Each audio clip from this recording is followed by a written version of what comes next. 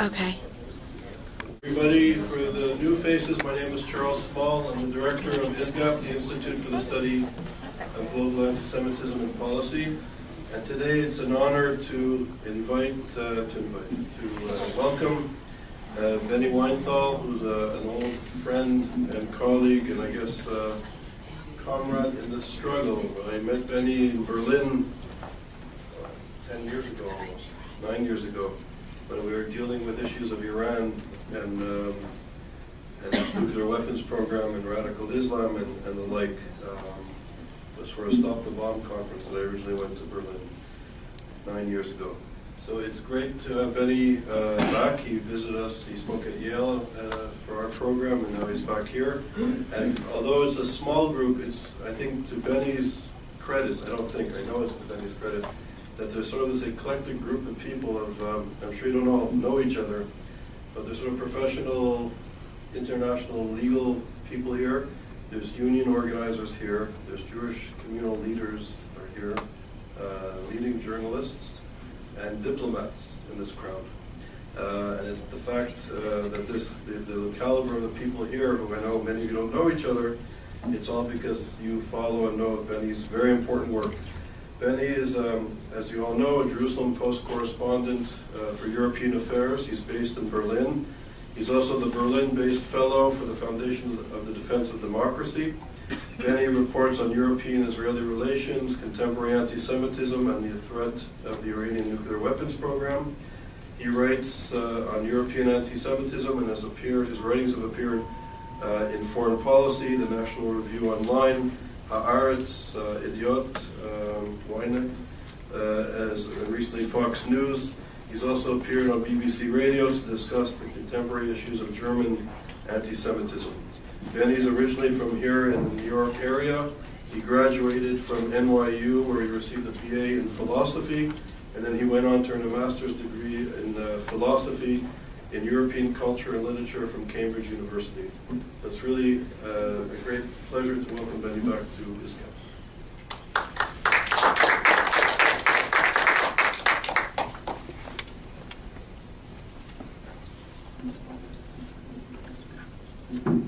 Is this loud enough? Okay. Some of the audience members asked me to extend my talk beyond 30 minutes to about 4 hours. So we're going to order pizzas and there'll be food until, I guess, 9:30, 10. I know it's an exciting topic. You'll be wide awake. Let me start by first thanking Charles for the invitation to speak this evening. His institute is devoted, open quote, to fighting anti-Semitism on the battlefield of ideas, close quote. And it's crucially needed right now and playing a very important role in countering the growing tolerance and promotion of anti-Semitism in many parts of the world. So Charles, it's a tribute to you. You've accomplished a great deal, and the Institute is still in its nascent phase. And I'd also like to thank the staff members who have helped put this talk together. Jenny Pigot, is she here? She's downstairs. She's downstairs, and Jasmine Nazarene for their tireless work and outreach and helping me get an obsolete projector to show cartoons because I'm still mechanically inept when it comes to PowerPoint presentations. Well, let me delve into this. I'm going to go through just a few phases of what's happening in Europe, and I'll try to keep this to, I guess, 20, 30 minutes.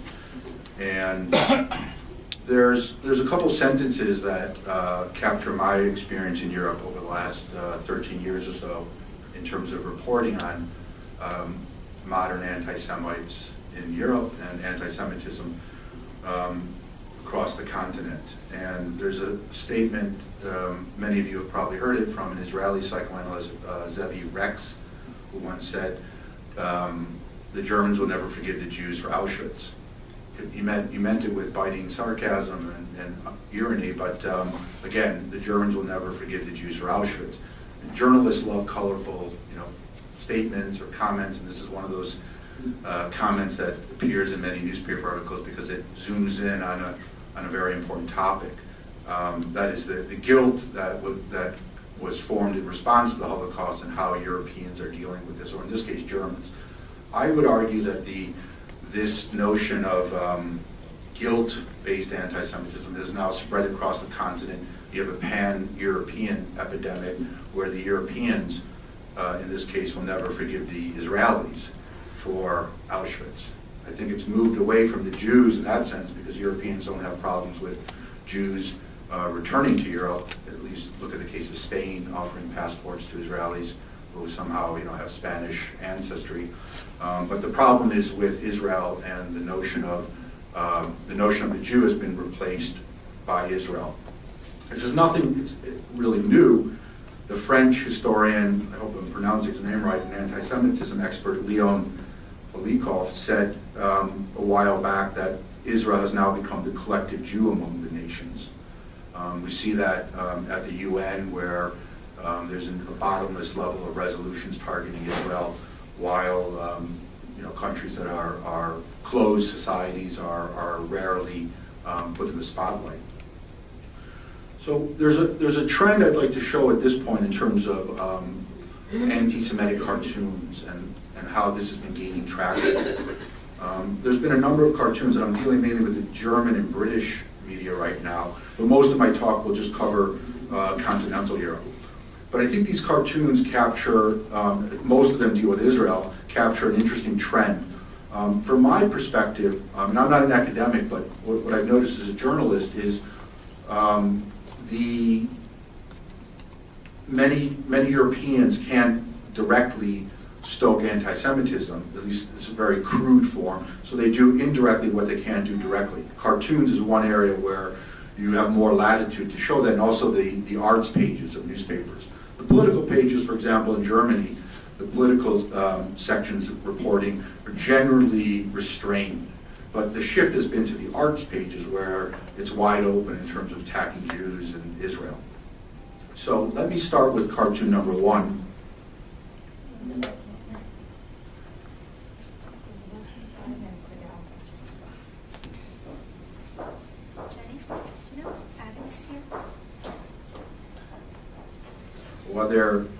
While they're putting together the projector, the first cartoon, and some of you may have heard about it, appeared in a newspaper called the Süddeutsche Zeitung, the southern German paper. That's how it's translated.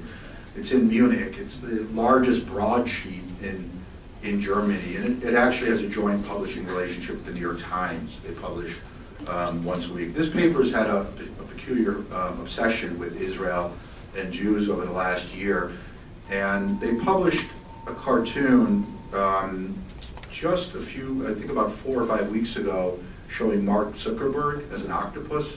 Do any folks here remember that? Okay. And that's the cartoon. Hopefully we can get on the screen.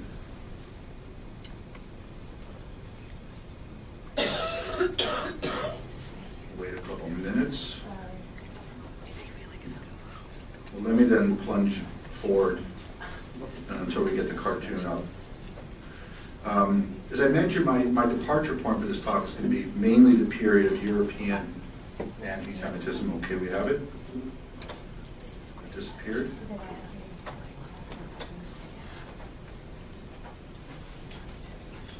There we go. Okay, that was the cartoon.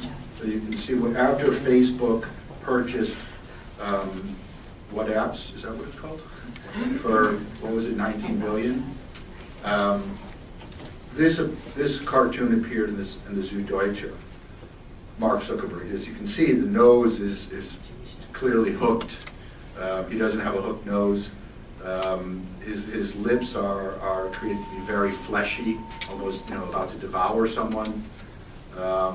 You can almost see this attempt to make side curls. As a Hasidic Jew, and then of course the tentacles, which are engulfing all the computer systems in the world. And that image, if you recall, was ubiquitous during the Hitler movement. When I first saw this, I just did some simple searches because I remember seeing these types of cartoons in Nazi newspapers in the 30s. This cartoon was published in one of the editions, and then someone got smart in the editorial office, and they scrambled to withdraw it, but it got out, and then a second edition appeared, and they just showed a blank list, a blank face. You don't see Mark Zuckerberg, but you see the octopus. This was called Octopus Zuckerberg, and then they published another one, Octopus Facebook, to try to rope in the anti-Semitism at that point. But it was out, and the story got a lot of traction. Now let's go to number 2. This cartoon in the same paper appeared last year in the Süddeutsche again. This shows Israel as a demonic monster who's devouring, this is a German woman bringing him food, who's devouring German food, and the food symbolizes weapons, because Israel, as many of you know, supplies second strike Dolphin submarines to, or Germany provides second strike Dolphin submarines to Israel. Israel buys them, some of them are at reduced rates, but again, the image of this monster with horns devouring Germany is how the largest broadsheet in Germany portrayed Israel. Cartoon number 3, this is from the Badische Zeitung. This is in Baden-Württemberg, which is a southwestern German state. For whatever reason, these cartoons keep surfacing in these southern German states. This shows, this took place during the peace talks, the Iran talks in November. So you see the sign says Genf, that means Geneva. The sign says underneath Iran atomic solution for the nuclear talks that were signed in, I think, on the 24th. And that's Netanyahu on the right, on a mobile, saying, I need pigeon poison and snake poison. And you can see his briefcase, it says Netanyahu and Company, and the snail, which is, I think, on the pigeon, is the symbol of peace. So he's calling to get poison, to poison the peace process, which, according to at least a number of scholars I've spoken to, conjures up this notion of Jews, poisoning the wells during the medieval period, and that anti-Semitic trope. This newspaper actually went to great lengths to defend the cartoon and wrote me responses that it's not anti-Semitic because it's only depicting the peace process. It was also published, it was published before they actually reached an agreement, but during that hot period of talks in Geneva.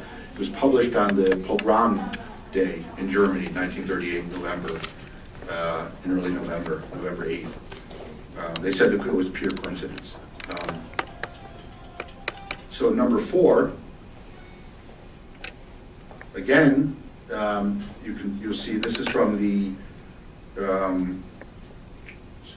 Stuttgarter Zeitung, also in Baden-Württemberg. These are regional papers, but in many ways they reach audiences that generally wouldn't be reached by the large newspapers, and they can influence public opinion. It shows Netanyahu, again, with a poison container that says settlement construction, and he's pouring on a piece of bread that would be used to poison a pigeon. And below it says, give me more pigeon poison. Again, Netanyahu is the poisoner of the peace process. And this particular paper actually did apologize because they used a song from a German Jewish writer. This "Give Me More Pigeon Poison" was a song, and his daughter complained bitterly that this is anti-Semitism, and he didn't have the right to use her father's song. So they sort of apologized because they used the song, not really because of the anti-Semitic trope. Then number 5. This just from the British Economist. Many of you may have seen this. Has got a lot of traction in the media because it's an English publication with a very good reputation. Shows Obama on the left, of course, chained to the U.S. Congress with the Stars of David on the symbol, suggesting that the U.S. Congress and U.S. foreign policy is controlled by Jews. To the right is Hassan Rouhani, Iran's president, and suggesting that he's controlled by hardliners who are burning the American flag or being pulled back, not even controlled, but you can even see the difference in the level of strength that he's sort of being tugged away, where Obama's chained to American Jewish power. It's a very powerful image. The Economist actually did, I think, pull down the cartoon. There was a lot of back and forth. Didn't apologize, but said something along the lines that this could have sent a message that we didn't want to intend, or they did publish a correction on the website. So there was some movement to try to diffuse the criticism. Thanks. There's scores of other cartoons we can go through, but you get the gist that, with the exception of the Zuckerberg cartoon, which was unusual, because this classic form of anti-Semitism is sort of, it's not front and center in the thinking of most Europeans. It's usually mixed, when it is, then it's mixed with turning Israel into a human punching bag. So I'm going to cover, as I mentioned, the period of 2008, really the start of Operation Cast Lead in Israel against, in response to Hamas targeting Israel with tens of thousands of rockets, actually over 10,000, back in 2008 and running up until the present. But just by way of background, I think it's important that I just covered a couple of waves of anti-Semitism in Europe, lethal anti-Semitism. Starting with Munich in 1972, the Black September group. Everyone here remembers what happened in Munich. 11 Israeli athletes were killed by a Palestinian terrorist group and a West German police officer. Last year in Der Spiegel, Germany's most influential magazine, there was a bit of revisionist history going on, because the Spiegel wrote, I'm quoting, open quote, "It was not brown Nazi help," close quote, but it was the Spiegel argued in this article that a right-wing Nazi actually aided the Palestinian terror group. In fact, that was a form of revisionism. There's a long history of scholarship showing it was German leftist radicals and Palestinian terrorists. One historian whose work, Dr. Wolfgang Krausauer, whose book hasn't been translated into English, writes a lot about this topic. He was very upset, and this is the quote, "It was not brown Nazi help, as the Spiegel writes, but rather a joint work of German left radicals and Palestinian terrorists." So that needs to be countered, because I think a lot of what's happened over the years is, many of you may have heard of the group, the Red Army faction in Germany, who worked closely with Palestinian terrorists. This group is sort of now has this image of a Bonnie and Clyde group, among many Germans. So their lethal anti-Semitism is played down, their alliance with fundamentally anti-democratic groups in the Middle East and terrorists is played down, and they're viewed as sort of this Robin Hood, Bonnie and Clyde gang that really wasn't terribly bad. But as you can see, they played a role in a number of attacks on different communities in Germany and abroad. One other event that preceded the '72 Olympics was a bomb planted in the West Berlin Jewish community in 1969. This has gotten very little attention in the States, but the German left, some Maoist group in West Berlin, helped plant this bomb. It didn't explode, and I found sometimes you find these wonderful nuggets in the internet. The JTA, the Jewish Telegraphic Agency, reported in 1969, the chairman of the West Berlin Jewish community described a recent bombing attempt at the community center here as, open quote, "the greatest incident against German Jews since 1945, close quote." Heinz Galinsky was the president, he was an Auschwitz survivor. Then he went on to say he was disappointed by, quote, "the weak public reaction to the incident. He deplored the silence of church leaders, politicians, and trade unionists, and especially certain intellectual circles who at other times were quick to demonstrate." Now, Galinsky, Galinsky's words in 1969 still resonate today. If you look at what's happened in Europe in 2012, many of you remember Hezbollah blew up an Israeli tour bus, killed 5 Israelis in July, and their Bulgarian bus driver. And over 30 Israelis were injured. Hezbollah is declared openly anti-Semitic measures, not just against Israelis, but Jews across the world. So this type of, and the reaction in Europe, of course, was to discuss how they could sanction Hezbollah, but they first had to see if it was really a terrorist organization or it's a social service organization. They were unclear because they provide social service benefits. Eventually, they only sanctioned part of the group, its military wing, and it's impossible to distinguish between the groups. So that's the first stage, 69 to 72 in Munich. I would add one thing about Munich. I'm sure many folks here saw Spielberg's film, Munich. The problem with that film is it depicts Israel's response as one of, say, putting this in scary quotes, Jewish revenge, or a form of avenging the deaths. Israel didn't respond in terms of revenge. Israel's response back then, Golda Meir, who was prime minister, the response was, we're painfully frustrated because the Europeans keep letting the Palestinian terrorists go.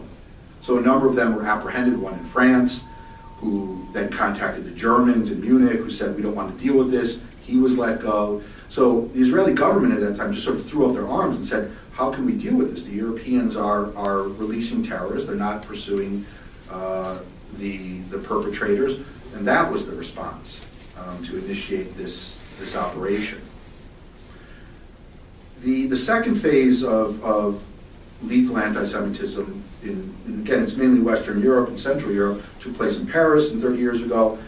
The attack on a synagogue in Paris, a bomb was detonated, killing 4 people and injuring more than 30 others. A year later, 1981, a member of the Palestinian organization Abu Nidal stormed a bar mitzvah celebration with hand grenades, machine guns, killing 2 and wounding 30. The third stage is what's taken place really since the Second Intifada in 2000 and 9/11. And that's where Burgas took place, the attack in Bulgaria, Hezbollah, and probably Iran.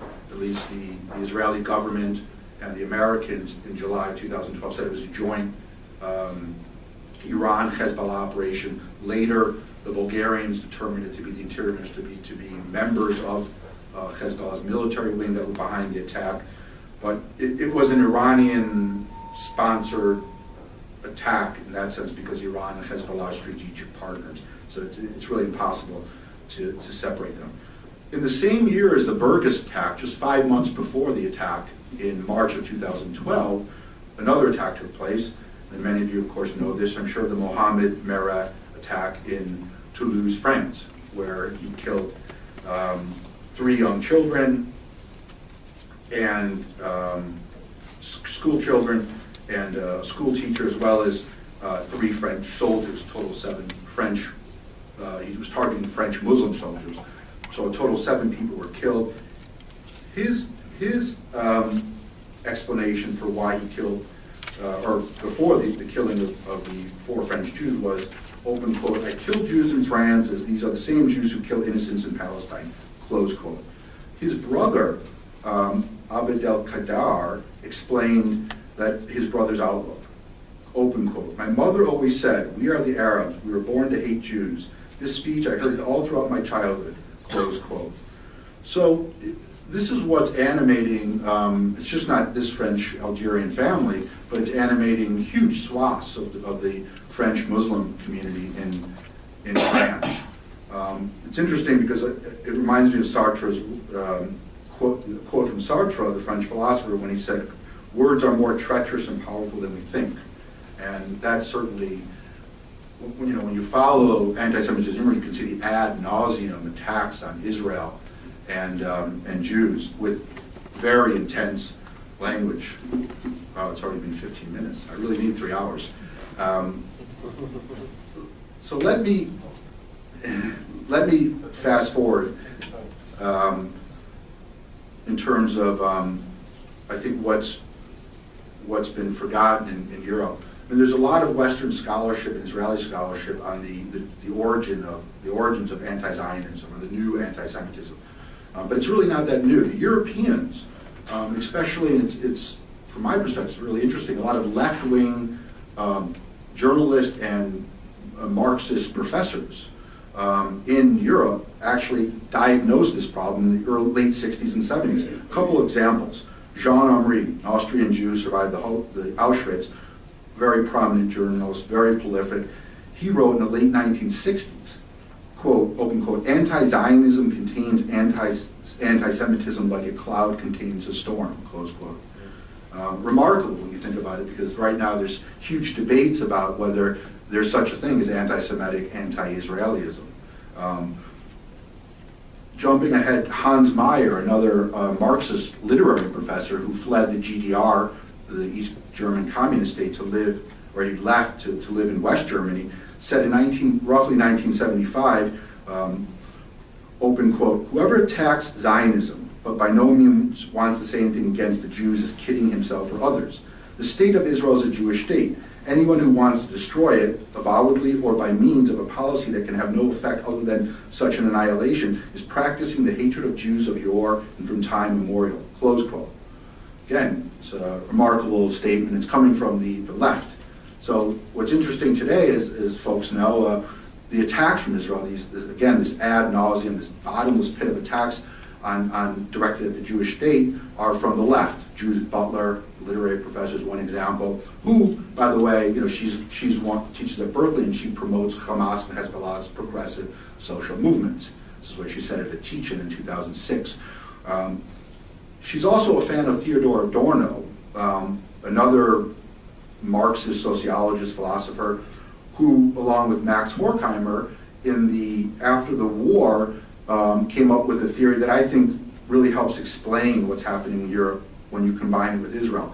Their notion of, they use different terminology, secondary anti-Semitism, or sort of a very fancy sociological word, guilt defensiveness anti-Semitism. And their idea was basically captured by this quote from this Israeli psychoanalyst, "The Germans will never forgive the Jews for Auschwitz." So to put it in sort of a kitchen sink psychology terms, many Germans, Austrians, and I think it's more widespread now across Europe, are sort of filled with pathological guilt about the Holocaust. How do they respond? They want to purge it, cleanse it. They beat up on Israel as a way to do indirectly what they can do directly against Jews, because it's politically and socially incorrect to attack Jews in Europe, although it happens. So that's the theory, and now that theory of this guilt defensiveness anti-Semitism has now merged with this relentless attack on Israel. Butler, of course, is a famous fan of Adorno, but she doesn't recognize any of his pro-Israel positions. He was actually very pro-Israel, very concerned about German leftists after the Six-Day War, whose eyes were filled with rage about Israel because of the defeat of the Arab nations. They suddenly flipped within a short period of time. And it's amazing when you just look at the German leftist movement. They were, after the Holocaust, 50s and 60s, very pro-Israel. Suddenly, the student movement flipped within a rapid-fire period of time, and this scared Adorno. One other person I should mention is Henrik Broder, a German Jewish journalist, very prominent journalist who's written a lot about this. He actually left Germany in the early 80s because he was very disappointed with this rising anti-Semitic anti-Israelism, and this was his quote, writing in Die Zeit, the Times, a German weekly, open quote, "You're still your parents' children, your Jew today is the state of Israel," close quote. Then he went to Israel. Now he's back in Germany, but you get, this was in 81. And he was one of the more formidable thinkers at that time who developed this idea that what's happening in Germany is largely revolving around guilt. Now I'm going to fast forward a little bit to what I would call moral anti-Semitism, which is also a big component of what's happening in Europe right now. All these human rights NGOs, Amnesty, Human Rights Watch, peace groups, they have a particular obsession with Israel. And another German writer, non-Jewish writer, Eike Geisel, he died in 1997, he was born in 1945. I think he wrote this in the 90s. Again, he anticipated what what for folks who are working in this field experience on a daily basis. And I'll read it. It's sort of a lot of these German writers, there's a lot of hot air, but if you can meander your way through some of this, it's very insightful. Open quote, "The Jews, if they're not dead, should please suffer, admonish, and warn, but not fight back," close quote. So he was first tackling the notion of Jews who flex their muscles, whether in the 1967 war, 73 war, that disturbs the notion of how we should deal with Jews. Memorials, commemorations, commemorating the Holocaust, that's fine, but fighting back, you'll be warned. Then he goes on to say, open quote, "To be against Israel in the name of peace is something new. For this hostility has cast it the product of honorable political intentions. It is the morality of morons. Anti-Jewish hostility arises from the purest human needs. It comes from the yearning for peace. It is therefore entirely innocent. It is as universal as it is moral. This moral anti-Semitism completes Germany's restoration to goodness. In that it heralds the perfection of humanity, the banality of good." So it's interesting that he was able to anticipate how a lot of the human rights workers, activists are dealing with Israel. I won't go too much on the Durban strategy because I know many folks know about this, but I will tell one anecdote from my experience in terms of this moral anti-Semitism. In 2010, I got an email from an activist in Finland, a pro-Israel activist. He told me that on the website of Finland's third largest newspaper, the head of Amnesty International, Frank Johansson, wrote that Israel's a scum state. Now, I wasn't totally stunned, but I wanted to verify it, so I asked him to send me the website, and we did Google translations, and he walked me through this. And then I called up the head of Amnesty International in Helsinki, Frank Johansson, said, "I'm a reporter for the Jerusalem Post. I noticed on your blog that you wrote Israel's a scum state. Is that accurate?" He said, "Yes." And I said, "Well, are you sure it's a scum state?" "Yes." I said, "Okay." And then he justified it, and this was also on his blog, quote, "A friend of mine who works in Israel was visiting. And while piling wood in the shed, we got to talk about his favorite topic. After several years of residence in the Holy Land, he came to the conclusion that Israel is a scum state. Based on my own visits, which occurred in the 70s and the last time in the 1990s, I agree." I said, "Okay, are there any other scum states in the world, Frank?" "No. There are some Russian officials who I would classify as scum." So that was my conversation with the head of Amnesty International in Helsinki. I did call the London office, and they told me that they got into a semantic debate with me about, he actually said it was a creep state, and I said, no, the only alternative translations is douchebag. That's what, I had a group of native translators in Finland who went through this, so it's as if creep state makes it any better. This is the reality. He wasn't fired. I think he had to go through some type of apology with the Israeli embassy in Helsinki, but he continued to work, and he's, as I understand, he's still with Helsinki promoting human rights. So that gives you a sense of, that's not an anomaly, because there's been other cases.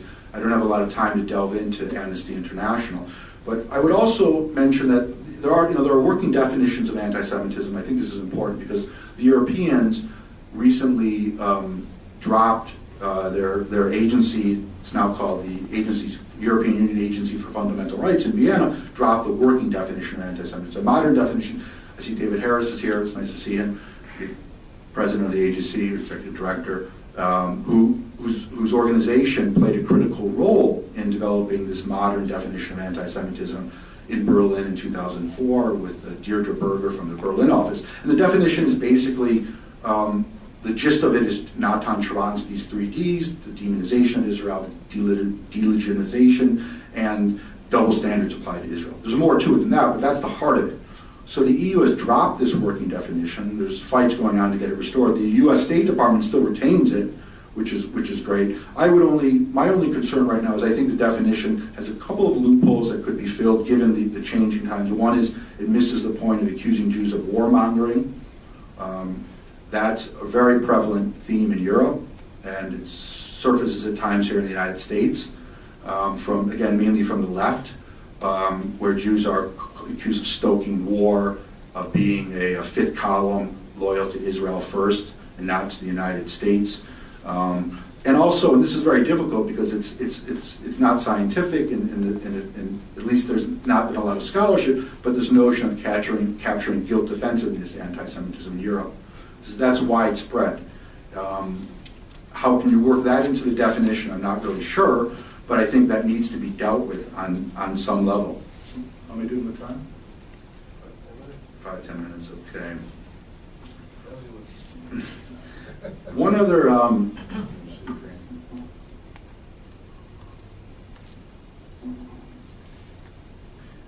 I just wanted to quote Henrik Broder, because I followed his writings over the years. He's not well known in the United States, but in Europe, or at least in Germany, the German-speaking countries, he has a very prominent role. This was testimony he gave to the Bundestag, Parliament in Germany in 2008. Quoting him, "The modern anti-Semite does not believe in the protocols of the elders of Zion, but instead he fantasizes about an Israel lobby that is supposed to control American foreign policy like a tail that wags the dog. For the modern anti-Semite, it goes without saying that every year on January 27th he will commemorate the liberation of Auschwitz. But at the same time, he militates for the right of Iran to have atomic weapons. For how can," he's quoting a politician here, "for how can one deny Iran what one has permitted Israel or Pakistan," as Norman Peck, the former foreign policy spokesman of the German Left Party, has put it. Should mention that the German Left Party in Germany is the third largest party in the Bundestag, and 2 of its MPs were aboard the Mavi Marmara in 2010 with Turkish jihadists, peace activists, putting that in scary quotes, and they tried to break the Gaza blockade to provide obsolete medicines and German language books. So I didn't know that so many children in Gaza can read German language books, or children's books. And these 2 MPs were aboard the Mavi Marmara, returned to Germany, and were received as heroes. And I'll end on this note, because I think the notion of disparate treatment is very important, and we see a lot of this coming from on the state level. I don't want to get into Hungary or the Eastern European countries right now. That's a whole other situation. But France has made some progress, significant progress in my view, from in 2001 when their ambassador, or was it 2000, to London, the UK called Israel that shitty little country. Hollande, the new president, I think has issued some very powerful statements.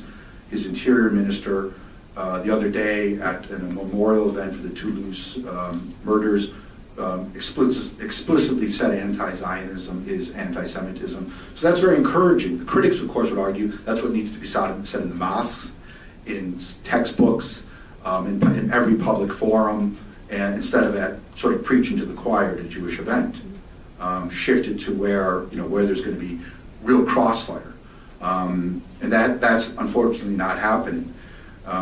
In Germany and in Austria, after Mavi Marmara was seized by Israel, the Vienna City Council, within 24 hours, issued a resolution blasting Israel.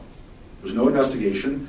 And again, the only thing that unified the city council from the far right, the neo-Nazi right, which was the party of Jörg Haider, remember him from Austria, to the left, the Social Democrats, to all the different parties, they were able to unify on one issue, a resolution blasting Israel. There was not one dissenting vote. So this is not atypical in Europe, where issues of Israel and Jews tend to unify disparate groups. The Bundestag, after the seizure of the Mavi Marmara, all 600 plus deputies, again from the German Left Party to Merkel's party to the Social Democrats, voted to condemn Israel's seizure a month after the seizure in July of 2010. So you had, without getting into names, you had the leading foreign policy spokesman for the Christian Democratic Union, who's very pro-Israel. I think he must have changed his views after he got some criticism, but he's genuinely good, but standing shoulder to shoulder with the head of the Left Party, the foreign policy spokesman, who in 2006, Wolfgang Gierke, said we are all Hezbollah at a 2006 rally against the Israel's self-defense measures during the Second War in Lebanon. So you have 2 different groups unifying on the Mavi Marmara issue. As we know later, Israel was justified in seizing the vessel. So those are very troubling signs, and we're seeing that again in the German parliament with the issue of product labels. Israel, the Green Party has aggressively pushed that Israeli products from the disputed territories be labeled. There's no other measure in the German parliament right now to deal with a territorial dispute in the world, and there's no shortage of territorial disputes, as we know. I'm waiting for the product label measure for Crimea. I don't think it'll come, but it would interest me to see if the German party actually pushes for that. There's no shortage of time to deal with Israel in the parliament, but all these other territorial disputes, whether it's Western Sahara and Morocco, somehow are nowhere on the radar screen. Now, if you use the anti-Semitism word, folks will get very upset in Europe, but if you examine these definitions that have been formulated, certainly this sort of plain form of discrimination, as Charles Kreidheimer recently wrote in a commentary about anti-Semitism, dealing with these American universities that are supporting BDS motions, said anti-Semitism is simply discrimination. He's right. That would help, I think, enlighten folks about what anti-Semitism is in terms of many of these examples. Of course, it misses other aspects, but I think he's on the right track to try to simplify this debate instead of getting into an endless semantic discussion about what anti-Semitism. Because in Germany, it strikes me as very odd. It's a country that is very focused on mathematical precision, builds brilliant cars, can analyze things in highly sophisticated ways. But when it comes to anti-Semitism, no one knows what it is. Of course, it is. Most folks think it means if you put Jews in a cattle wagon and cart them off to Sachsenhausen and Buchenwald, that's anti-Semitism. But if you're not part of Adolf Hitler's inner circle, anything that falls below that is not anti-Semitism. I'm being a bit hyperbolic here, but you get the point. And it's venues like this, help, I think, but certainly it needs to move into the European parliaments, because in contrast to the States, and I'll end here, and this has been my experience, there are simply no countervailing forces in Europe. There are some, but it's not. It pales in comparison to the United States. You have the AGC, you have ADL, you have very informed constituencies, you have politicians who understand these issues. But in Europe, these types of countervailing forces are largely non-existent. So there's a great tolerance for anti-Semitism, and unfortunately, a lot of promotion of anti-Semitism. So I want to thank you. I know this was a little bit all over, but there was a lot to say, and I didn't want to, go on and on. Thank you very much for the presentation. It's amazing your layers of analysis and experience, all the stuff you've been doing over the years. So I paid him to say that. No, so thank you. So we have time for Q&A. Anybody has any questions? We'll start with the woman behind Josh and over to Josh. All right, that Mark Zuckerberg cartoon, the first one you showed, now that has nothing to do with Israel. There was nothing to do with Zionism or Israel there. There was pure anti-Semitism with the hook nose, which he doesn't even have. So, it was pure anti-Semitism. Since Europe is so politically correct, didn't their readers complain about that? Because if it's not politically correct to be anti-Semitic, that was purely anti-Semitic, nothing to do with Israel. So didn't they get complaint from their own readers? I would have to check the editorial office. My experience with some of these cartoons, readers complain. It might be readers who are members of the German-Israeli Friendship Society, as in the case in the other cartoon showing Netanyahu poisoning the peace process. The Süddeutsche, in my view, has been testing the limits of anti-Semitism. So these Is it in a very rural part of Germany? No, it's in Munich. It's in one of the largest cities. So don't they feel guilty seeing a cartoon like that? The readers? I don't know if they think it's true. I don't know what's rolling around the heads of the readers on this cartoon, but if this imagery has been, look, 12 years of fascism can't be deleted within, that's a long period of time. The Zuckerberg case, that image was very ubiquitous during the Hitler movement.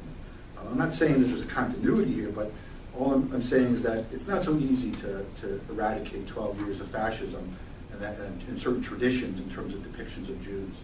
They realize they made a mistake, but at the same time I know that the editor of the opinion page greenlighted the cartoon, the chief editor. But did who he issue actually an writes for a apology newspaper in the called Jewish later Voices. editions? Did Pardon? he issue an apology? Because some people got that early. Yeah, edition. the cartoonist wrote me an email saying that I didn't intend to, No, injure- not you. Do they issue an apology to their readers in the print edition? No, because I was going back and forth on Twitter with the editorial.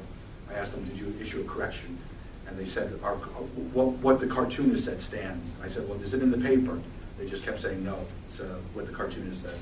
So Josh, and then we'll go over Yes. here. On the cartoon issue, and that's really, in your research on these cartoons, do you find it that the cartoonist is being assigned, Zuckerberg is taking over the world, what do you think about it? Draw the cartoon, or is it really like the newspaper editorial desks are coming up with the notion, and then he's just like drawing it? So maybe, I guess I got a couple questions. So that's the first one. So who have you found is actually determining those things? The second question is, when you're talking about anti-Semitism in Germany and the left in the 60s, in your research, have you found the inciting incident that showed that when people switched from being really supportive of Israel to being really against it? And then the third one is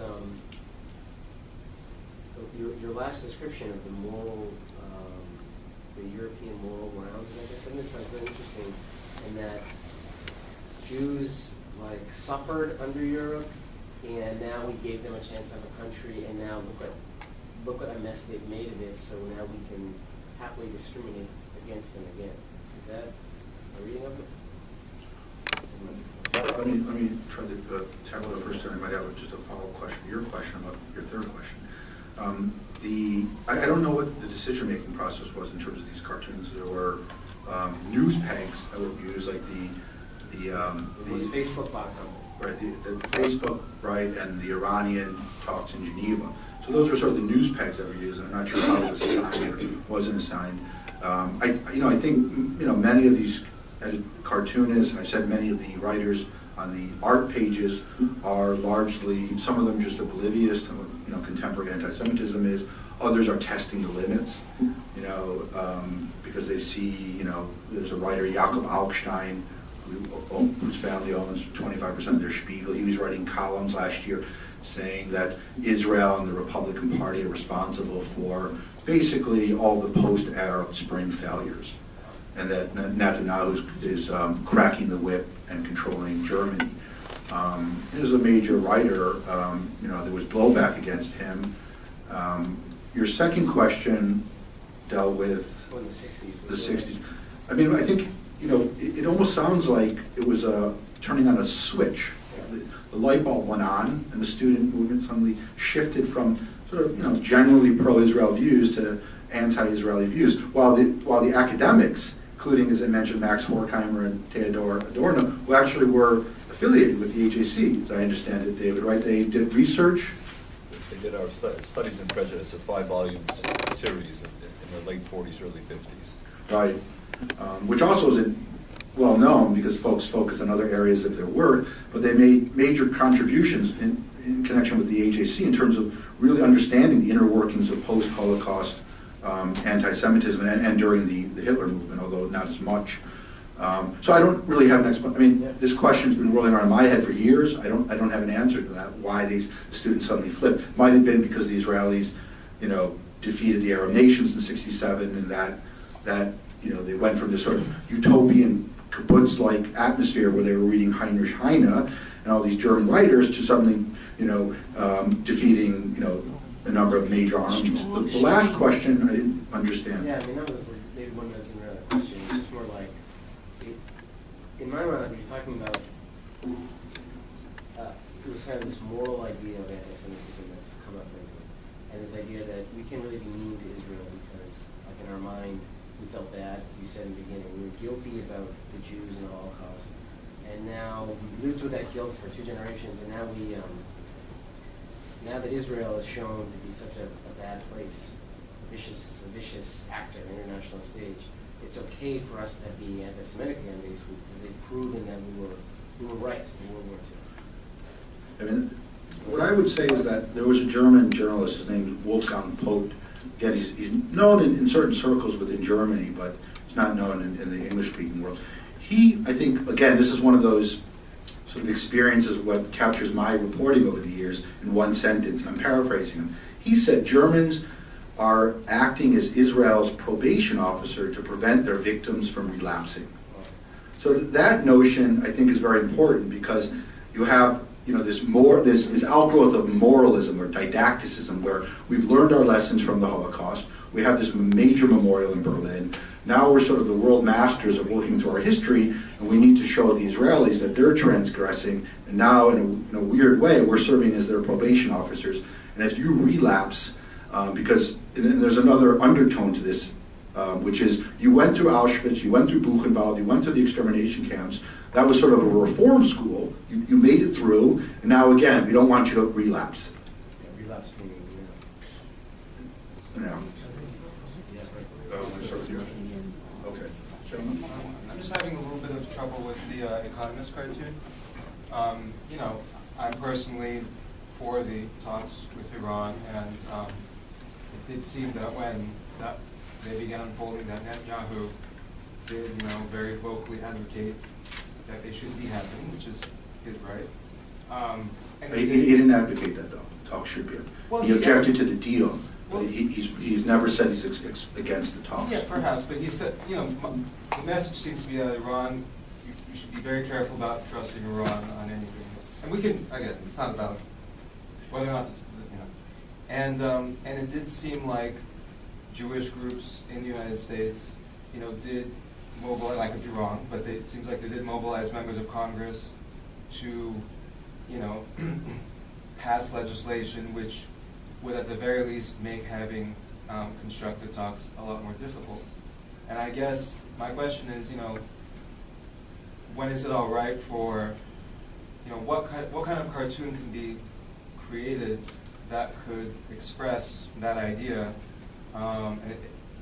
And it seems to me, by looking at the cartoon, that it didn't seem to me to be anti-Semitic. Maybe it is. I don't know about the stuff that much. But what kind of a cartoon could be constructed to express the sort of ideas that I'm saying, without it, in your opinion, being anti-Semitic? I mean, I'm not an editorial cartoonist, although I really wish I was. I mean, certainly I can tell you, it's easier to say why the cartoon could be depicted in a non-anti-Semitic way. And there's a running thread where Israel is shown, or Jewish groups in this case, using the Star of David, a religious symbol, showing that they're holding American foreign policy hostage. And there's been a lot of scholarship in that area explaining why that's anti-Semitic. They're lobbying, like other groups, and not holding, American foreign policy hostage. And those ideas go back in the 30s to help me out here, the American First movement with what was the Charles Lindbergh. Thank you. Those ideas. I mean, I think Philip Roth captured that well in one of his novels. I'll do this gentleman, then we'll come to Charles. I've often heard it said that the resurgence of this vehement anti-Semitism in Western Europe, including England, can be attributed in large part to the unprecedented Islamic immigration to those countries in the last 50 years or so. Do you agree with that? Would you comment on it? Right. This is the topic that dare not speak its name in Europe. There's clearly alliances have formed between different European Muslim groups and the European left, and there's been demonstrations over the years where those two groups have aligned during Operation Cast Lead, in particular when I was reporting on demonstrations every week involving tens of thousands of people in Berlin. And it was scattered across other German cities and Europe, and that alliance was very strong. So it's European Muslim constituencies play a very significant role, and there's widespread anti-Semitism. There's been some studies done in that area. One was actually squashed and then was published in, I think it was 2003, detailing the high levels of anti-Semitic attitudes by the European Union. I think it was the year Daniel Cohn-Bendit, then eventually a European member of Parliament, published a study on his website from the Green Party. Interesting. So it's the problem I see is the politicians, the elites in many of these countries are sort of painfully indifferent to the anti-Semitism. So when the surfaces, they'll chalk it up, as many of you know, to the Middle East conflict, when it's not really about the Middle East conflict. But then you have this bizarre interplay between this guilt defense and this anti-Semitism that I've talked about, which is very prevalent, and, for lack of a better phrase, Islamic animated anti-Semitism that deals with other issues. These different forms of anti-Semitism are merging, and it's creating a very, very potent cocktail in Europe right now. Let me just turn to Charles, since he gets the priority in terms of questions. So thank you. So the question is, I want to challenge you a bit. I think maybe from the European perspective, you mentioned in passing that you feel that in the United States that it's easier to confront and deal with anti-Semitism. It's much there's more informed people. You kind of said some things about the United States in passing, and I'd like to challenge you on it, because I would say, I mean, you and I started out in the UK 20 years ago, and we spoke about how there was sort of a wave of the BDS movement and kind of anti-Israel, anti-Semitic sentiment kind of coming as a wave. It was in the UK 20, 25 years ago. I think it arrived in Canada 10, 15 years ago, and I would argue that it's certainly arriving in the United States. And what I find intriguing, and I'm here now 10 years, is that I'm wondering, do you find that the American Jewish community, organizations, intellectuals are really capable of fighting anti-Semitism? Because there is this debate, what it is, what it isn't. Is condemning Israel or Israeli policy anti-Semitic, or is it not anti-Semitic? And, what is anti-Semitism? I think the community is kind of, I would say, kind of stuck in this debate of what it is, similar to what you mentioned in Germany. And I think that this whole notion of due loyalty and Jewish power in Congress, I think is it's in the room. It's there, it's present, and I think it's hindering people from taking a very strong stand, from what I see. And I'm wondering, now that you've been here for a couple of months and you're connected to what's going on in Washington, what's your reading? Is it really, are we able to fight anti-Semitism? Do we understand the BDS movement here? Well, I mean, I think Europe can fight anti-Semitism if it wants. Europe can quickly regenerate itself. I mean, there's a bundle of potential in Europe. We've seen that, at least, looking at European history. But they're in a rut for a number of reasons. One example here, I mean, Stuart Applebaum's here, sitting, you can just raise your hand. He's president of the Retail Wholesale Department, so Workers Union, and the head of the Jewish Labor Committee. I think it's important just to mention this, because in 2007, Stuart sort of jumped into the future and saw that there was BDS in the trade union movements in Europe. What he did was they organized a petition campaign and got all the major labor unions in the United States to sign on to a petition opposing BDS in the trade union. That petition worked its way across the Atlantic Ocean in Germany, where I was, and helped crystallize an anti-BDS program in the German labor movement. And I think around the continent, because the Germans are clearly Germany is the most powerful and labor movement. So, I mean, we've seen that happen, but I think where the actual fight back has to come is from the American liberal, progressive, left community, and that's going to be a challenge. And I think, in my view, most of the work will need to be done on a sort of grassroots organizing level. Very people-intensive work, having very intensive discussions on college campuses before these divestment motions start, instead of scrambling at the last minute to put out brush fires. What I think is disturbing in the States, at least what I've seen, and I've been divorced from the States for a long time, so I'm not immersed in this like you folks are, is this notion of charging Jews and Israel supporters, even non-Jewish Israel supporters, of stoking jingoism.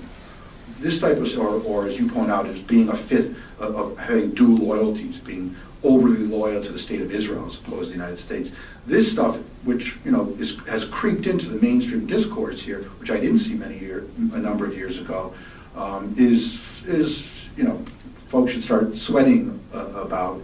But I mean, I don't. Again, I think it's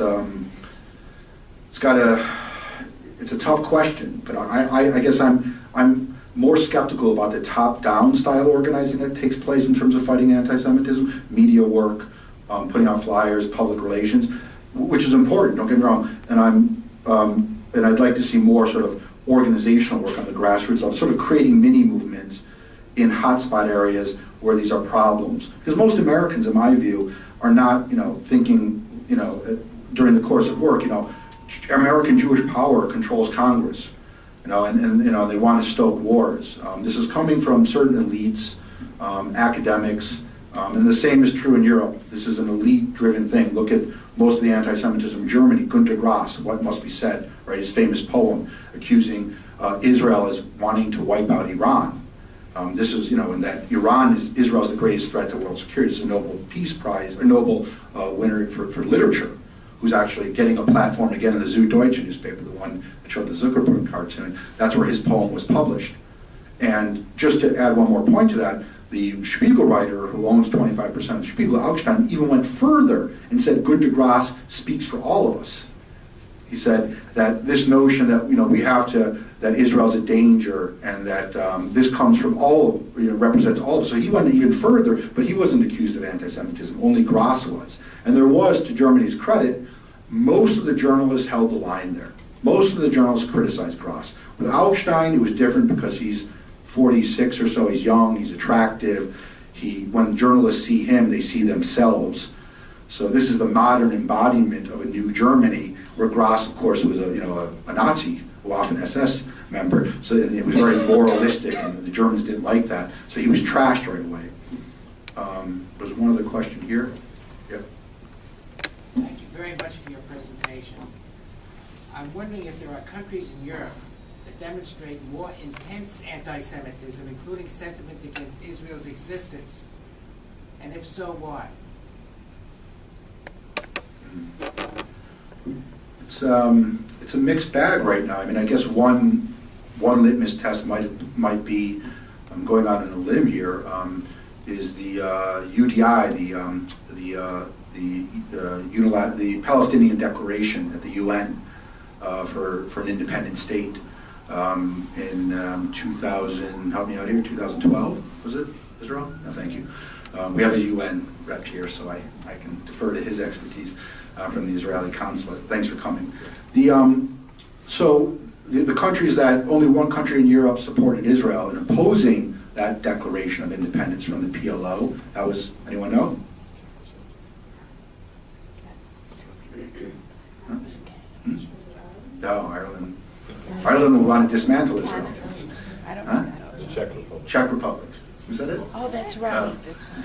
Czech Republic was the only country, Yeah. which was interesting. The other countries, Israel's other partners or allies, Germany, Poland, they abstained. So that's one test. But on the other hand, Germany, certainly in the military and intelligence sector, is providing very, very important help to Israel.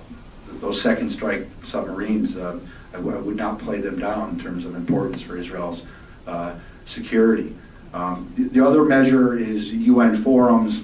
I think what I've noticed over the last year, 2 years, especially with the election of Rouhani, there's less criticism right now from expected partners in Europe like Germany, Poland, Czech Republic, in terms of criticizing Khamenei, his anti-Semitic statements that take place in these different forums. There's been a significant decrease in European attacks. France is also a mixed bag, Britain as well. Again, one other test, and I'll stop here, is the designation of Hezbollah. The Germans, the Netherlands, of course, designated Hezbollah as a terrorist organization many years ago, 2004, but only Britain in 2008 designated the military wing. After the Burgas attack, there was momentum to outlaw Hezbollah in Europe because they do fundraising, they send fighters to Syria, according to one report. So it's a legal organization. It's not like it's a bodega on the corner, we go up and sign up to be a Hezbollah member, but I see a lot of these members in my neighborhood, and I've seen them at demonstrations. In Germany, there's over 1,000 members right now, legal. It sounds bizarre, but that's the way it is. The Americans, of course, outlawed Hezbollah during the Clinton period in 1995 because they killed, before Al-Qaeda, Hezbollah had killed more Americans than any other organization. So another test would be which countries supported a full ban or a partial ban of Hezbollah.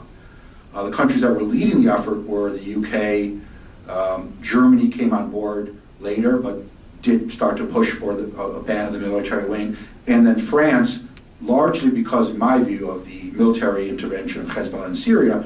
And France sort of sees Syria as sort of a mini mandate or mini colony because it used to be their mandate area. Was upset that Hezbollah was aiding Assad, so they decided to support the designation. But they did a few months ago honor Hezbollah at a dinner in Beirut. I wrote about it, and the French embassy in Israel, a representative called me up and pleading with me to delete the article or the section because they didn't honor them. She said it was just a dinner, and I said, but I have a source here that said they honored them. Well, it was more of a dinner, but you get the drift of what's happening here. I just was wondering if you have any feeling on whether American leftist Jews, have any sense of what the end game of being totally on the left, saying that Israel is colonialism and that there's too much aggression. If you think that it's a naivete because because we have this tradition of trying to create dialogue, trying to do the right thing, be ethical, be the most moral, so we're criticizing our own selves, but in that same way that we were naive in Europe when we didn't see coming what was really coming, most people didn't see it, they were like, oh, we're German. That Americans think, oh, we're American, we're playing this dialogue game, but really the end game for what they're talking about is complete annihilation of the state of Israel. So that it's like a naivete that these leftists feel. I'm just curious if you see that too. I only scrape the surface in terms of these, debates in the States, with these different groups, Peter Beinart and American progressive leftist Jews, these groups. So I'm not really immersed in the situation. What I would say though is I think it just doesn't apply to American leftist Jews or progressive Jews. Is there's an absence of understanding that ideology matters. So Hamas's ideology, what's stated in their charter, this lethal anti-Semitism, this obliteration of Israel, is real. And you have to take this business very seriously. Hezbollah as well. I didn't quote one of the Hezbollah member who was arrested in Cyprus and convicted last year. It's the first conviction, by the way, in Europe. His name was Yaqub. When asked during the interrogation, why were you observing Israeli flights landing? He told them, the reason I do that is I'm a Hezbollah member, and our job is to monitor Jews around the world. That's what we do. That was a quote from him. So, again, ideology matters, and I think Americans, it's just not Americans, it's Europeans, there's a sense when you're not in the Middle East, you're not immersed in the security aspects of the Middle East, you sort of have this very pragmatic notion that we can problem solve, and these ideologies will eventually vanish. But I'm skeptical about that, especially what we're seeing in terms of Syria. These ideologies are cause the deaths right now over 150,000 Syrians, mainly Assad's ideology, which is Iran. So Iran. Let me just get one question in. You mentioned Syria. Can you talk a little bit about what you did in Syria, what you were going on and doing? You were recently in Syria. Okay. Can I do that as a question? Thank you. I just wanted to, if you could. The reason I wanted to say is good questions are better than good answers. Sure. Brief contrast how these fourth estate massive institutions like Der Spiegel and The Economist and government, the Bundestag, are they bolstered differently in Europe than America by the fifth estate, the blogosphere, the common man, the semi-legitimate journalism? Do they feel like they have more of a mandate in Europe because of what's being said out there in the world of the web and the social media circle, as opposed to in America, where maybe they have less of a mandate to do so? Is there any contrast in your eyes? I mean, mandate, as I understand it, correct me if I'm wrong, I would interpret that to mean there's more demand for, turning Israel into a human punching bag. And there's a lot of supply side outlets taking place, not just in terms of blogs, but mainstream publications. So when you have this type of demand, especially in Germany, where you still have this old burning desire to deal with the guilt of the crimes of the Holocaust. There was one quote I wanted to mention. Let me just see if I can find it here. If not, let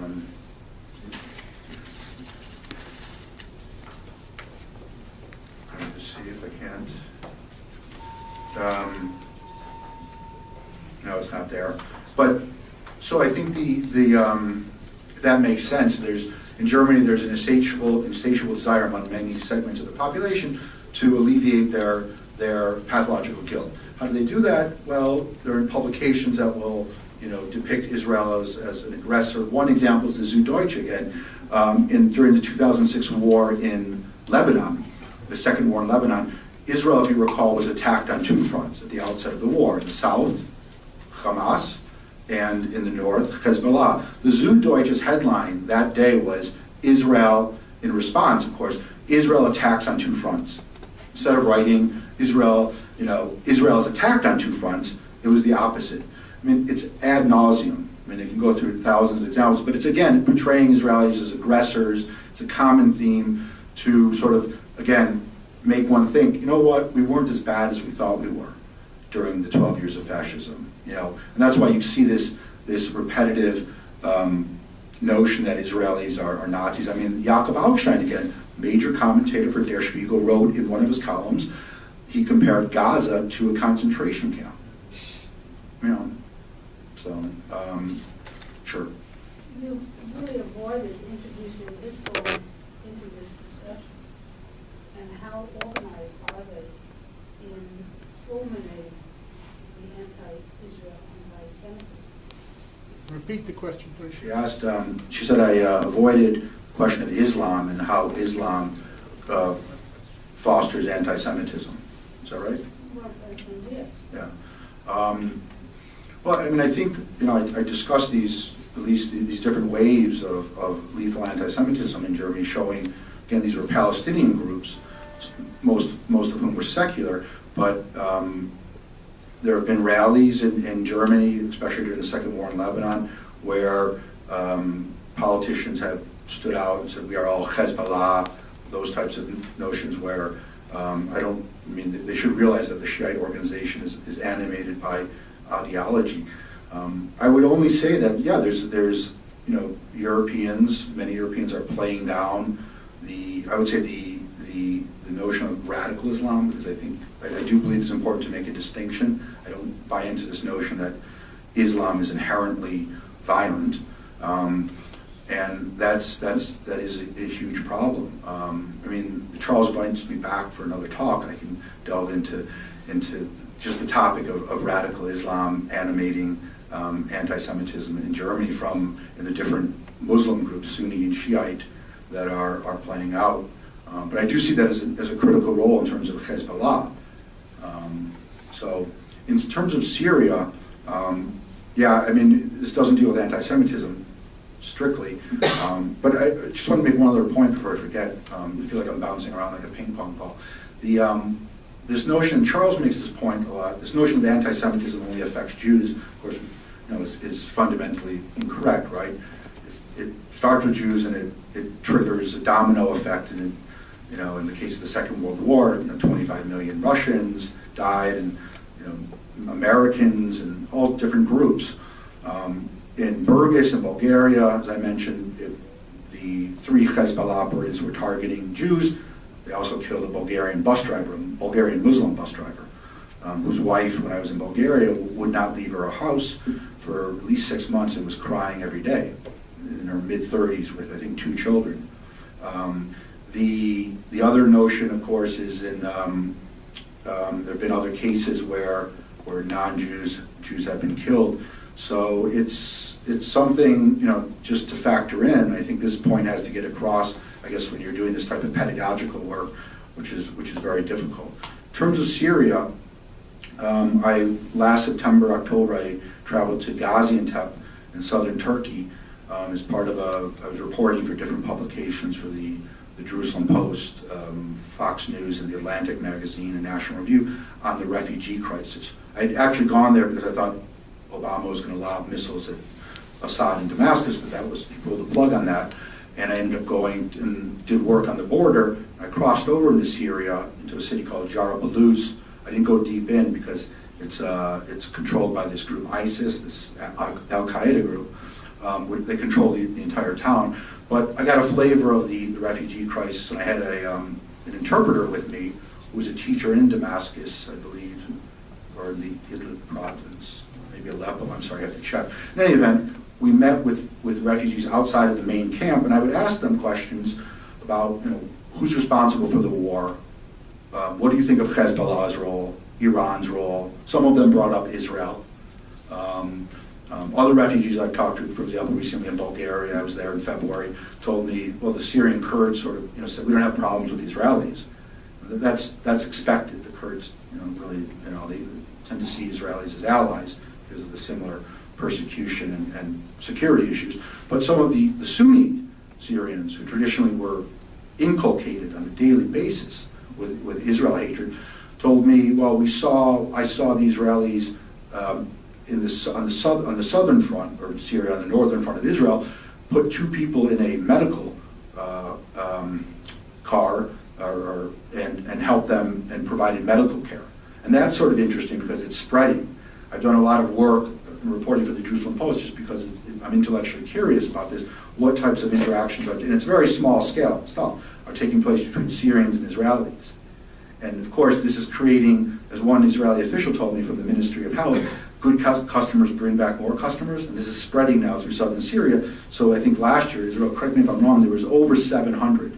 So over 700 Syrians who have been treated by Israel, in Israel, provided medical care. One Syrian said, because I've been talking about a clinically depressing topic all day, or this evening, one Syrian grandfather said, who brought his grandchild for care in Israel, said, it's in the New York Times, when this war ends, I'm going to put up an Israeli flag, which I thought was wonderful. Yeah. The lady asked whether or not, to what degree Islam, or radical Islam, was responsible for the rise in anti-Semitism. And I'd like to turn that question around because I've listened now for half an hour. Now, for 30 years I lived in Europe and did exactly what you did, but for a mainstream publication. And I'm curious to know why at no point, perhaps I missed something, you didn't mention the policies of the Israeli government for the last 10 or 12 years or a little bit longer in the what I guess I would call the West Bank, and I originally called the West Bank when I covered the war in '67, and I guess you would call Judea and Samaria. Well, I use the phrase disputed territories. I suppose they are. In any event, that policy is with the current government and certainly its predecessors, it's fairly strong. I haven't heard you mention it at all as a possible source of anti-Semitism, so perhaps you don't think it is. In Europe. I might say that for all the years I lived in Europe, and I go back every year, there is a kind of low level of anti-Semitism and its background radiation that will never go away. My wife is a Holocaust survivor and she agrees with me. And we just expect that to stay there. The question is what happens when it rises to a higher level. I'm quite surprised, for example, in citing things, you didn't mention the remark of Ramon Barre after the bombing of the synagogue at Copernic. Several Jews were killed and several innocent Frenchmen. That's the Prime Minister of France talking. That level is something that will never go away. I'm now asking what you think, whether or not you think the policies of the Israeli government, just leave it in what you call the disputed territories, has any role at all. Well, at times when there's outbreaks like the Marvi Marmara, Gaza is not a disputed territory. No, it is not. Diane said during the war, let them choke on it.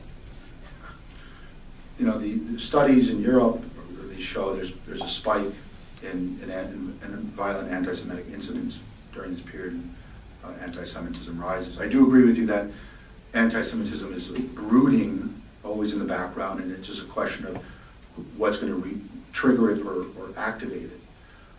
I don't think that the notion of Israel engaged in a territorial conflict with the PLO is producing anti-Semitism. I think anti-Semitism is Daniel Goldhagen's book, and I can't go into it, I reviewed it for the Jerusalem Post, his new book, The Devil That Never Dies, captures the multi-layered complexity of anti-Semitism and how that's, the floodgates have been opened over the centuries and it keeps moving forward. But I think, that type of explanation where a Green Party member during the first Gulf War in Germany for the Bundestag said, Christian, his last name will come to me, said that we don't want to provide Scud missiles or defense mechanisms for Israel. And then once Hussein started lobbing Scud missiles, we don't want to provide defensive missiles. He said, this is the German MP, this is the logical consequence of Israel's policies. Again, what does it have to do with the settlements? I don't see the connection. I mean, I think the settlement construction, is the be-all and end-all for Europeans. It's this notion, if anything should debunk the notion right now that it's not about anti-Semitism. Look at the Arab Spring or the Arab revolts, or whatever phrase you want to use. When Europe was fixated on Israel for all these years, they misjudged what was happening in terms of Syria, Egypt, all these countries. Most of these authoritarian leaders, practically all of them, were blaming Israel for everything.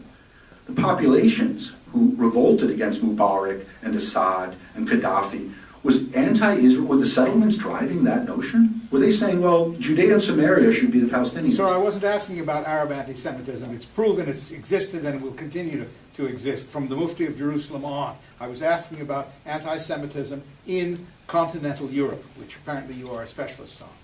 Right, and the same thing holds for the experts in continental Europe.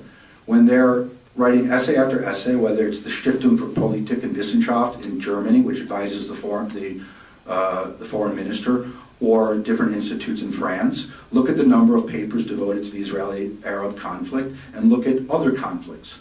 So my point is, this intense obsession with Israel has more to do with the European psyche as opposed to the settlements and settlement construction. I'd like to know why the Europeans are not focused on North Cyprus and Turkey's occupation. Why is there scarcely any literature, no condemnations, no efforts to label products from North Cyprus, although Turkey occupies it, but Israel is front and center in everybody's thinking, and probably this year we'll see a resolution passed by the EU labeling Israeli products. Are the settlements that much of a priority and a threat to world security that they've been turned into the single most important issue for European foreign policy? You're not asking me that question. You're saying they aren't. Good questions are better than good answers. I don't think so. So it's again, I think the settlement issue and the construction of settlements, my personal opinion is I'm not wild about it. It's hopefully it'll be resolved in the bargaining process. But the European reaction to somehow somehow assert that we'll create a political utopia if we can just stop Benjamin Netanyahu from building another apartment complex in East Jerusalem or another balcony. I just find that I don't find that persuasive. It's not plausible, and I think it buys into the European distorted think processes about the Middle East conflict. They should focus less on the disputed territories and more on building Arab democracy. That would create a solution, in my view. But again, I'm not negating the importance of the settlement construction. I think that is a barrier. But you know, that the party should work that out.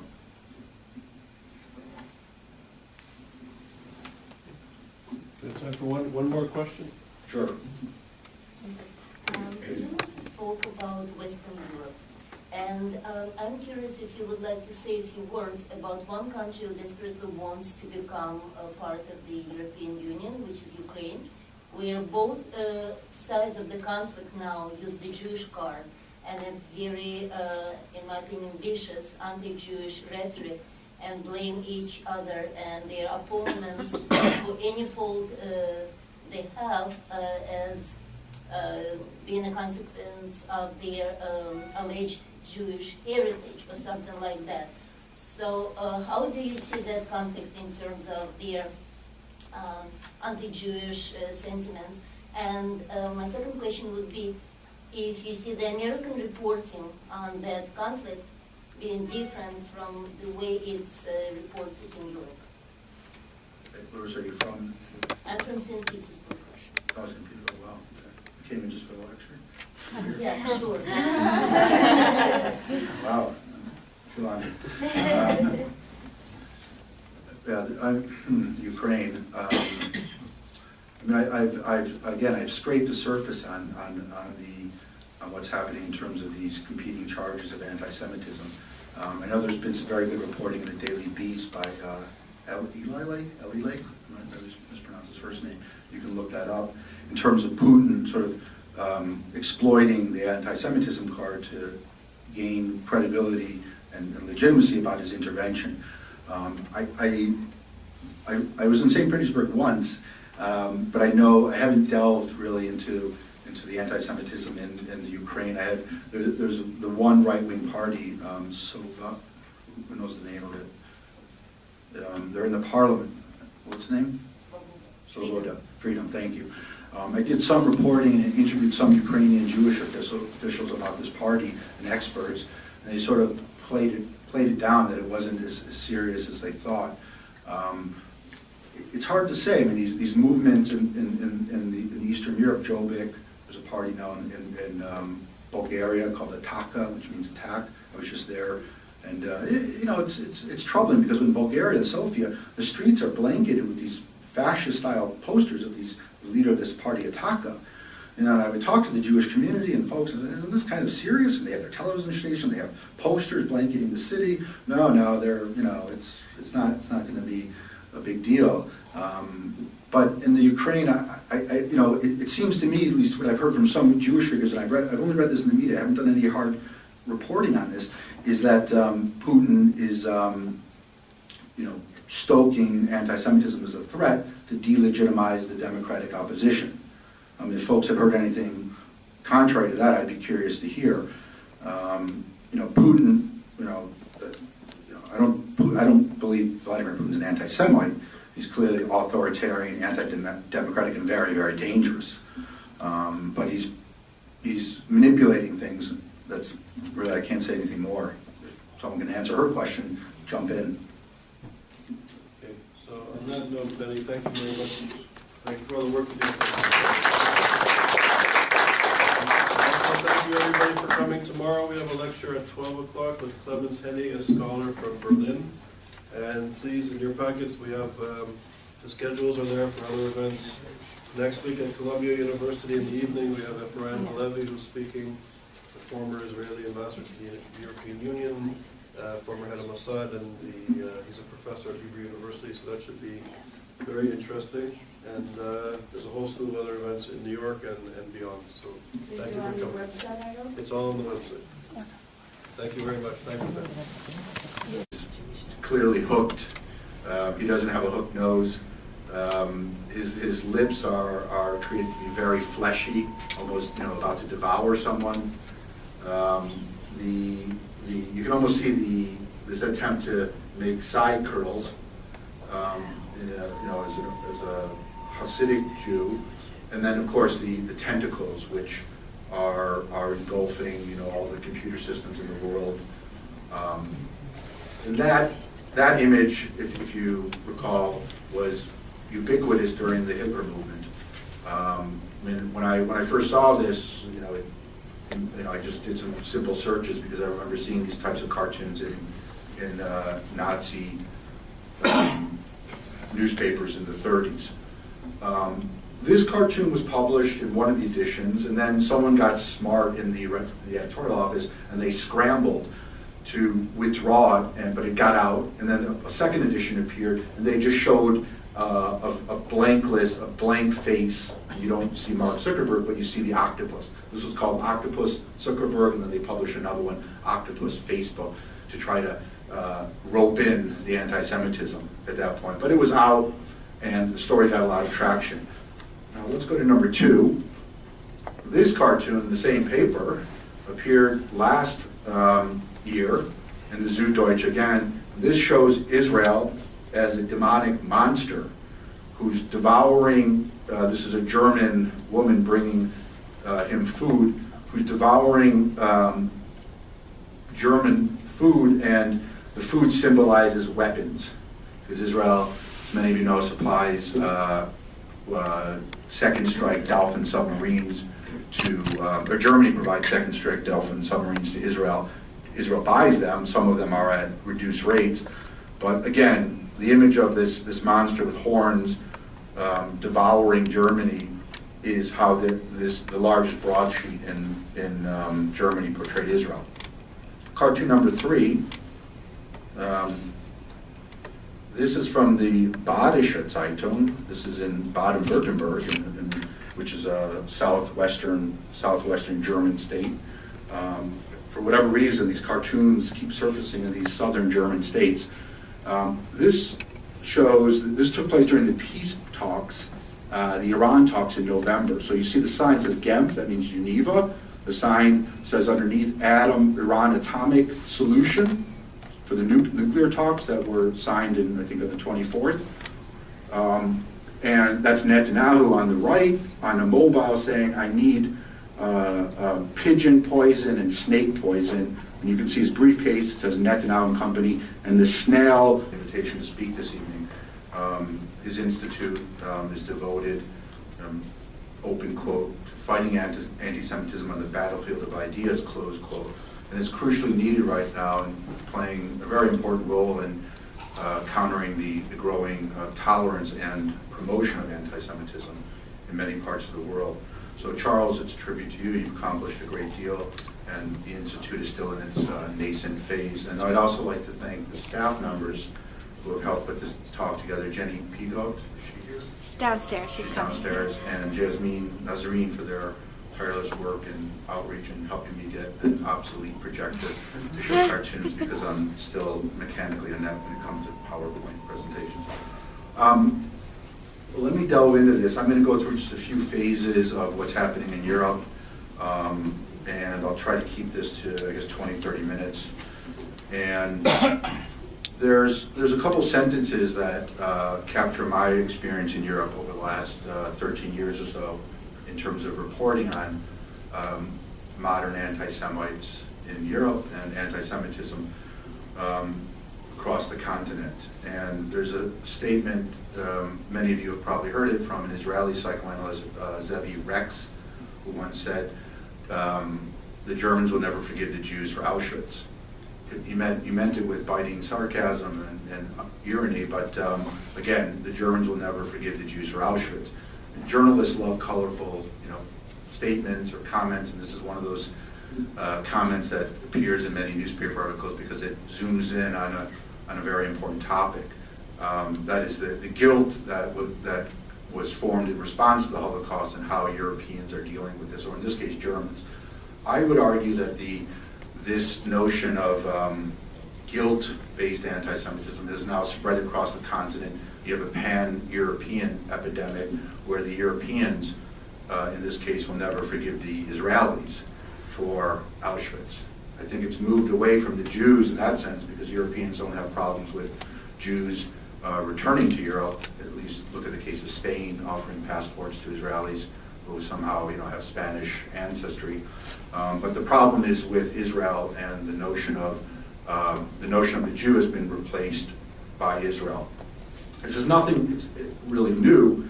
The French historian, I hope I'm pronouncing his name right, an anti-Semitism expert, Leon Poliakov, said a while back that Israel has now become the collective Jew among the nations. We see that at the UN, where there's a bottomless level of resolutions targeting Israel, while countries that are closed societies are rarely put in the spotlight. So there's a trend I'd like to show at this point in terms of anti-Semitic cartoons and how this has been gaining traction. There's been a number of cartoons, and I'm dealing mainly with the German and British media right now, but most of my talk will just cover continental Europe. But I think these cartoons capture, most of them deal with Israel, capture an interesting trend. From my perspective, and I'm not an academic, but what I've noticed as a journalist is many Europeans can't directly stoke anti-Semitism, at least it's a very crude form, so they do indirectly what they can do directly. Cartoons is one area where you have more latitude to show that, and also the arts pages of newspapers. The political pages, for example, in Germany, the political sections of reporting are generally restrained. But the shift has been to the arts pages where it's wide open in terms of attacking Jews and Israel. So let me start with cartoon number 1.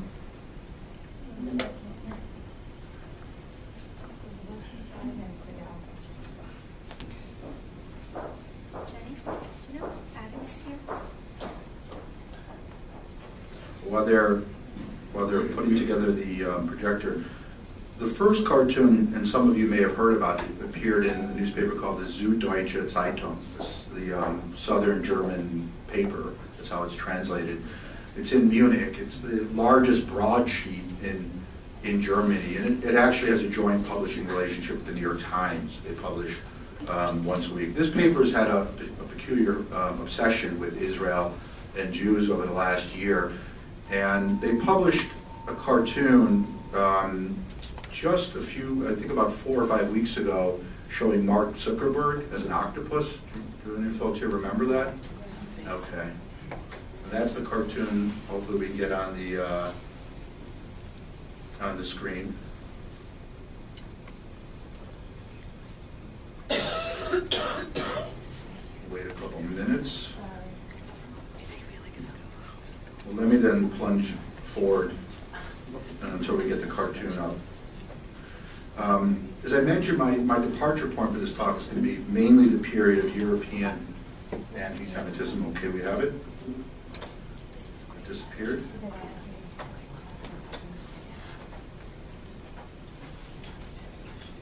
There we go.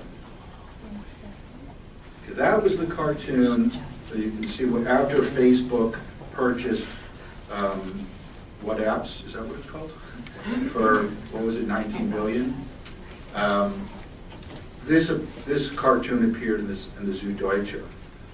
Mark Zuckerberg. As you can see, the nose is Okay. Everybody, for the new faces, my name is Charles Small. I'm the director of ISGAP, the Institute for the Study of Global Anti-Semitism and Policy. And today it's an honor to welcome Benny Weinthal, who's an old friend and colleague, and I guess comrade in the struggle. I met Benny in Berlin 10 years ago, almost, 9 years ago, when we were dealing with issues of Iran and its nuclear weapons program and radical Islam and the like. It was for a Stop the Bomb conference that I originally went to Berlin 9 years ago. So it's great to have Benny back. He visited us, he spoke at Yale for our program, and now he's back here. And although it's a small group, it's, I think, to Benny's credit, I know it's to Benny's credit, that there's sort of this eclectic group of people of, I'm sure you don't all know each other, but there's sort of professional, international, legal people here. There's union organizers here. There's Jewish communal leaders are here, leading journalists, and diplomats in this crowd. And it's the fact that the caliber of the people here, who I know many of you don't know each other, it's all because you follow and know Benny's very important work Benny is, as you all know, a Jerusalem Post correspondent for European affairs. He's based in Berlin.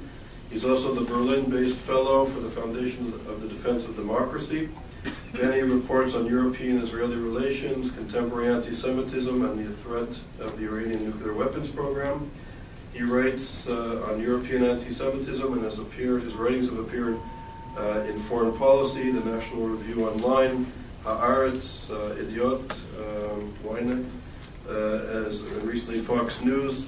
He's also appeared on BBC Radio to discuss the contemporary issues of German anti-Semitism. Benny's originally from here in the New York area. He graduated from NYU, where he received a BA in philosophy, and then he went on to earn a master's degree in philosophy in European culture and literature from Cambridge University. So it's really a great pleasure to welcome Benny back to his campus.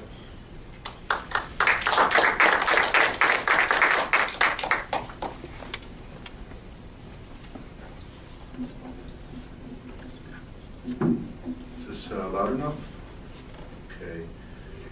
Some of the audience members asked me to extend my talk beyond 30 minutes to about 4 hours. So we're going to order pizzas and there'll be food until, I guess, what, 9:30, 10. I know it's an exciting topic. You'll be wide awake. Let me start by first thanking Charles for the, which is, I think, on the pigeon is the symbol of peace. So he's calling to get poison to poison the peace process, which, according to at least a number of scholars I've spoken to, conjures up this notion of Jews, poisoning the wells during the medieval period, and that anti-Semitic trope. This newspaper actually went to great lengths to defend the cartoon, and wrote me responses that it's not anti-Semitic because it's only depicting the peace process. It was also published, it was published before they actually reached an agreement, but during that hot period of talks in Geneva. It was published on the Pogrom Day in Germany, 1938, November, in early November, November 8th. They said that it was pure coincidence. So number 4, again, you'll see this is from the Stuttgarter Zeitung and also in Baden-Württemberg. These are regional papers, but in many ways they reach audiences that generally wouldn't be reached by the large newspapers, and they can influence public opinion. It shows Netanyahu again with a poison container that says settlement construction, and he's pouring on a piece of bread that would be used to poison a pigeon. And below it says, give me more pigeon poison. Again, Netanyahu is the poisoner of the peace process. And this particular paper actually did apologize because they used a song from a German Jewish writer. This "Give Me More Pigeon Poison" was a song, and his daughter complained bitterly that this is anti-Semitism, and he didn't have the right to use her father's song. So they sort of apologized because they used the song, not really because of the anti-Semitic trope. Then number 5. This just from the British Economist. Many of you may have seen this. Has got a lot of traction in the media because it's an English publication with a very good reputation. Shows Obama on the left, of course, chained to the U.S. Congress with stars of David on the symbol, suggesting that the U.S. Congress and U.S. foreign policy is controlled by Jews. To the right is Hassan Rouhani, Iran's president, and suggesting that he's controlled by hardliners who are burning the American flag or being pulled back, not even controlled, but you can even see the difference in the level of strength that he's sort of being tugged away, where Obama's chained to America.